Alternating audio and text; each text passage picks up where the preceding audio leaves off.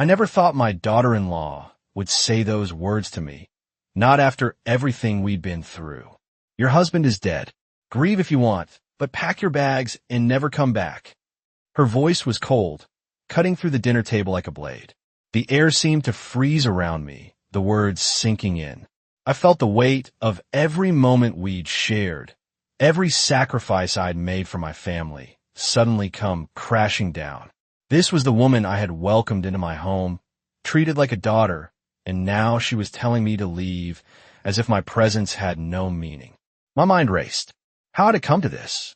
I sat there, stunned, barely able to comprehend the hurt that pulsed in my chest. The dinner, once warm and familiar, now felt like a distant memory, as if the love and care I had poured into this family had been nothing but a mirage. I couldn't even look at my son, David, sitting there silently beside her. He didn't meet my eyes either, his gaze fixed firmly on his plate, as if to avoid the storm that had just begun. Clara's words echoed in my head, a cruel reminder of the reality I was now facing. I wanted to scream, to argue, to fight back, but something stopped me. Maybe it was the years of patience I had endured, or maybe it was the heavy grief I still carried from losing George. I felt a cold calm settle over me. I stood up slowly, pushing my chair back with a soft scrape. I'll leave, I said, my voice steady, betraying none of the pain that surged inside me. I didn't look at Clara, didn't look at David. I just walked away, my heart heavy, but strangely resolute. This wasn't over. It couldn't be.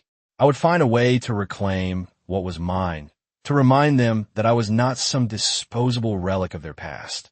The house, the memories, none of it belonged to Clara, and certainly not to David, who had sat there, complicit in her cruelty. I would find my strength again, no matter what it took. I walked out of that dinner, my mind reeling. The house felt colder with every step I took. As I climbed the stairs, I passed the pictures of George and me, the happy moments frozen in time. Each photo seemed to mock me now, reminding me of everything I had lost. I reached my bedroom and sat on the edge of the bed, my heart heavy with sorrow. I could hear Clara's words echoing in my mind, and I wondered how I had missed the signs. Had I really been blind to her intentions all these years? She had always been so sweet, so eager to fit in, but I had never truly felt the warmth from her. She had always kept her distance, as if she was constantly measuring me, figuring out what I could offer her. I could feel my hands tremble as I wiped away a stray tear. My husband was gone, and now my son, too, had become a stranger to me. The love and respect I had always given to my family now felt like a distant memory, a betrayal that hurt deeper than any physical wound. How had it come to this? I thought of the times I had been there for them, hosting holidays, caring for them when they were sick, giving them everything I had. And now, I was being cast aside like I was nothing. My thoughts swirled, and I knew one thing for sure. I would not let this go. I couldn't. I had spent too many years building a life, a family, only to have it torn apart in a single evening. No, I would fight back.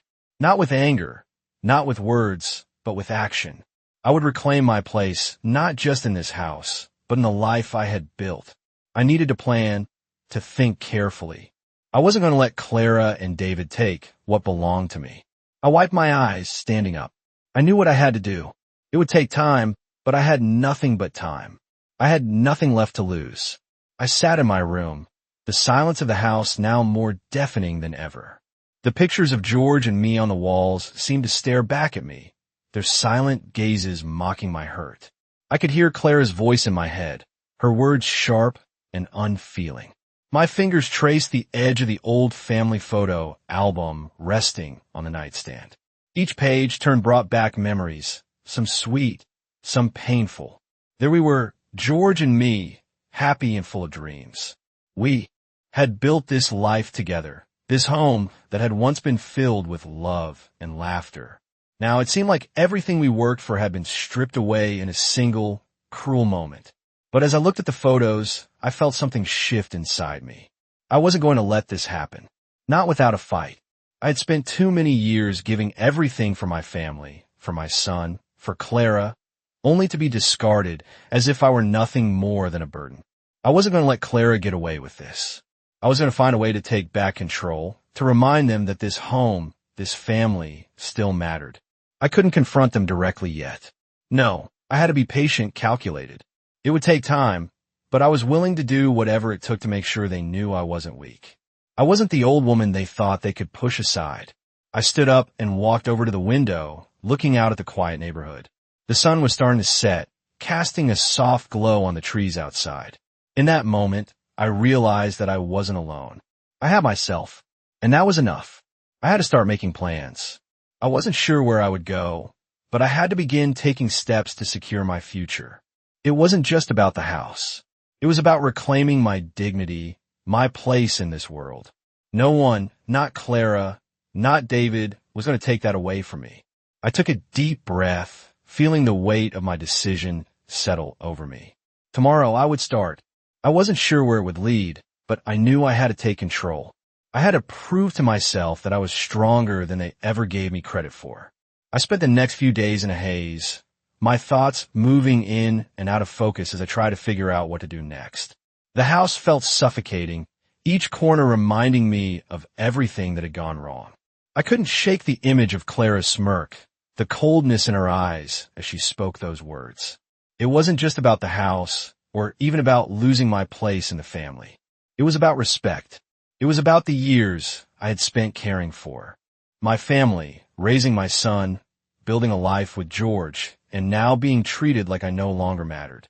The more I thought about it, the angrier I became, but I knew that anger wouldn't solve anything. I needed to be smart about this. The first step was to take back control of my own life. I started by looking into my finances, organizing everything I had. It wasn't much, but I had my savings, and I wasn't going to let Clara or David take that away from me. I found old paperwork, my late husband's will, and our bank statements, and began to piece things together. I had never been involved in the financial side of things while George was alive, but now it was clear that I needed to be. I started making calls, seeking advice from a lawyer, and gathering information on my rights. There were still moments when doubt crept in, when I questioned if I was doing the right thing. But then I would think back to that dinner, to Clara's dismissive tone, and I knew I had no other choice. I wasn't going to be pushed aside. I wasn't going to let my family destroy the life George and I had built. As I sat down with the lawyer, going over everything, I could feel a sense of calm wash over me. The first step was the hardest, but I had made it. The plan was coming together, and I was ready to fight for what was mine. I wasn't going to let them take my dignity, my home, or my place in the family. Not without a fight. I hadn't expected a call from Emily. She had been so distant lately, living her own life, yet here she was on the other end of the line, her voice shaky but resolute. "Grandma, I know what's been going on. I heard them talking about selling the house." Her words hit me like a wave of cold water, and for a moment I felt my heart skip a beat. Emily had always been close to me, and hearing her voice, knowing she had noticed what was happening, brought a small sense of relief. She wasn't completely blind to the situation, after all. "I overheard Clara and David," she continued. "They're planning to sell it, Grandma. They think you will just leave quietly." I closed my eyes, my hands tightening around the phone. The house, the home that George and I had built together. It wasn't just a structure. It was the life we had shared, the memories that lingered in every corner. I knew they wanted it. Clara had made that clear, her subtle insinuations about how big the house was for just one person. But hearing it from Emily, it felt like a betrayal all over again. "I won't let them do it," I said, my voice steady despite the whirlwind of emotions inside. Emily was silent for a moment, then spoke again, quieter this time. "You don't have to do it alone, Grandma. I'll help you." I felt the lump in my throat, the tears that had been threatening to fall for days finally coming to the surface. "Thank you," I whispered, a small weight lifting off my shoulders. The loneliness had been suffocating. I had felt so isolated, like no one was there, not even my own son. But now, Emily's support gave me a glimmer of hope. I wasn't going to fight this battle alone. I could feel the shift within me, the quiet fire that had been smoldering, now slowly starting to burn brighter. Clara and David had underestimated me. They thought they could push me out, take what was mine, but I wouldn't go down without a fight. I had a plan. I wasn't going to confront them just yet, No, that would be a mistake. I needed to be patient, strategic, but knowing that Emily was on my side gave me the strength I needed to move forward. We were going to take back what was rightfully mine. And this time, I wasn't just protecting a house. I was protecting my dignity, my legacy. I spent the next few days quietly gathering everything I needed. Emily had helped me sort through some old paperwork, and we started putting together a plan that would protect what I had left. The house, my savings, everything I had worked so hard for. It was all at risk, and I wasn't going to let it slip away without doing something. It wasn't just about the property. It was about standing up for myself, proving to myself that I still had value, that I wasn't just a relic of the past. Clara and David had tried to take advantage of me, but they had underestimated me. The more I thought about the situation, the more determined I became. I wasn't just some old woman who could be easily dismissed. I'd lived a full life, and I had earned my place in this family. Emily's support had been a comfort, but I knew I had to act on my own. This was my fight. I knew that confronting Clara and David directly would only make things worse. They were determined, and they weren't going to back down easily. But I had a few tricks up my sleeve. I started reaching out to some of George's old friends, people who had known both him and me. I needed allies, people who could vouch for my character and the life we had built together. One of them, Harold, had been a close friend of George's for years. He was shocked to hear what had been happening and promised to help me however he could. "You've got a lot more strength than you give yourself credit for, Maggie," he said. His words were a small comfort, but I knew they were true. I wasn't as weak as Clara and David thought. Slowly but surely, the pieces of my plan began to fall into place. I wasn't going to let them sell the house. I wasn't going to let Clara take control of everything George and I had worked for. I began to take control of the situation one small step at a time. I met with the lawyer again, discussing my options and making sure everything was in order. Every move I made was deliberate, calculated. I had learned to be patient over the years, and now I had all the time I needed. Emily kept in touch, checking in on me and offering support when I needed it. But she understood that this was something I had to do on my own. The tension between us all was growing, but I was ready to fight for what was mine, ready to show them that they couldn't push me around any longer. The moment would come when I would have to face them again, but for now, I would prepare. And when the time was right, I would make my move. I knew the day would come when I would have to confront them again. It had been weeks since that dinner, and the silence between me and Clara and between me and David had grown thicker with every passing day. I had made my preparations, taken the necessary steps, and now it was time to make my move. I had a meeting with the lawyer scheduled for the next morning. This was the moment where everything would come to a head. I had been patient, letting the pieces fall into place. I knew Clara and David thought I was a passive figure, someone they could walk all over, but they were about to find out just how wrong they were. I had been silent, biding my time, but now I was ready to act. The evening before the meeting, I sat in the living room, looking around the house. It still felt like home, but there was a heaviness to it now. The walls that had once echoed with laughter now stood in stillness. I thought about all the moments I'd spent here with George, with David, and how it had all changed. But I wasn't going to let them erase that. I wasn't going to let them erase me. I had made up my mind. When the time came, I would stand my ground. The next morning, I walked into the lawyer's office with a sense of purpose. I had the documents ready, everything I needed to move forward. The lawyer, Sarah, greeted me with a smile, but I could tell she could sense the shift in me. She was used to dealing with families like mine, families torn apart by greed and betrayal. "You're sure about this, Maggie?" she asked, her voice gentle but firm. I nodded. "I'm sure. It's time to take control." We went over everything again, making sure all the details were in place. The plan was solid. It wasn't just about keeping the house. It was about protecting my rights, about making sure David and Clara understood that I wasn't going to be intimidated. When I left her office, I felt a sense of calm. The battle wasn't over, but it had begun. I knew Clara and David would fight back. They would try to manipulate, to twist the situation in their favor. But I was ready. The fight for my home, for my dignity, was just beginning, and I wasn't going to back down. Not now, not ever. I knew it was time. The days leading up to the confrontation felt like a storm was gathering, and I could feel the pressure building in the pit of my stomach. Clara and David had no idea what I had been quietly planning, no clue that I had taken control of my own future. But today, everything would change. The lawyer had been clear, my rights were in place, and now it was time to make them known. I spent the morning preparing myself. I carefully dressed in something simple but dignified, my hands steady despite the uncertainty that still lingered in the air. This wasn't going to be an angry outburst. No, this was something else. This was the moment I would claim back what had always been mine. As I made my way downstairs, I couldn't help but glance at the family photos hanging on the walls. There was a time when this place felt like the center of my world, where every corner held a memory of laughter and love. But that was before. Now it was just a house, empty, cold. I walked into the living room, where David and Clara were waiting, their faces already set in their usual masks of indifference. "Mom, we need to talk," David started, his voice thick with an air of finality. I could see Clara beside him, her expression sharp, as if she had already decided the outcome of this conversation. I took a deep breath, standing tall as I met their gaze. "I don't think there's much left to say," I replied, my voice calm, controlled.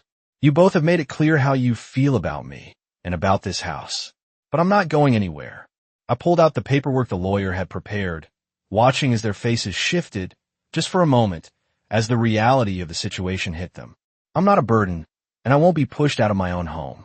This house, this life, is as much mine as it is yours, and I'm not going to let either of you take that from me."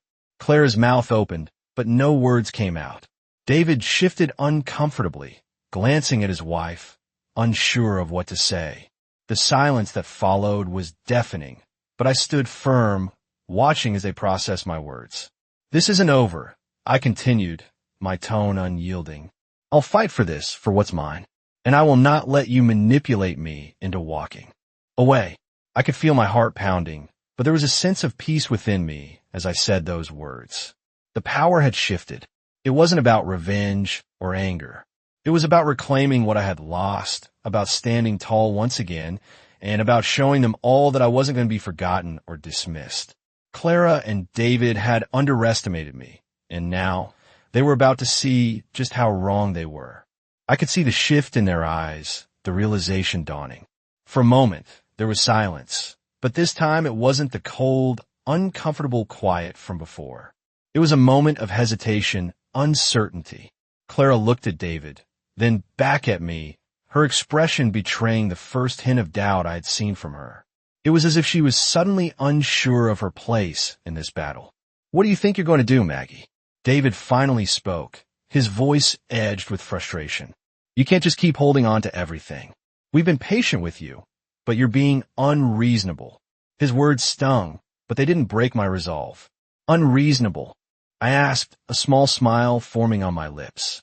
"All I'm asking for is respect. A fair share of what I've worked for, what I've earned." I could feel the weight of the years pressing on me, but it wasn't the burden of regret anymore. It was the strength of my years of experience, of everything I had lived through. I had given everything to this family, and now it was time to stand up for what was mine. Clara crossed her arms, her expression hardening, but there was a flicker of uncertainty in her eyes. She hadn't expected me to push back like this. "You're just going to make this difficult, aren't you?" she said, her voice more defensive than before. "You know this isn't going to end well for you." "No," I replied calmly, meeting her gaze. "This ends well for me when I take back control of my life. This ends well for me when I prove that I am not a stepping stone for either of you to get what you want." The room was thick with tension, but I stood my ground, my resolve stronger than it had ever been. They had tried to push me out, to take what belonged to me, but they had underestimated me. They had underestimated the power of a woman who had spent her life giving, loving, and sacrificing. And now they were going to see just how wrong they were. "You'll regret this," Clara muttered under her breath, but her words had no power anymore. I was done being afraid of their threats, their manipulations. I had fought for my family my whole life, and now I was fighting for myself. I wasn't going anywhere. Not now, not ever. The power had shifted, and it was mine to hold on to. I walked out of the room with my head held high, the weight of everything I had endured no longer a burden but a source of strength. This wasn't the end, but the beginning of me taking back what was mine. And I would not be intimidated, not by Clara, not by David, not by anyone. The road ahead would not be easy, but I was ready for whatever came next.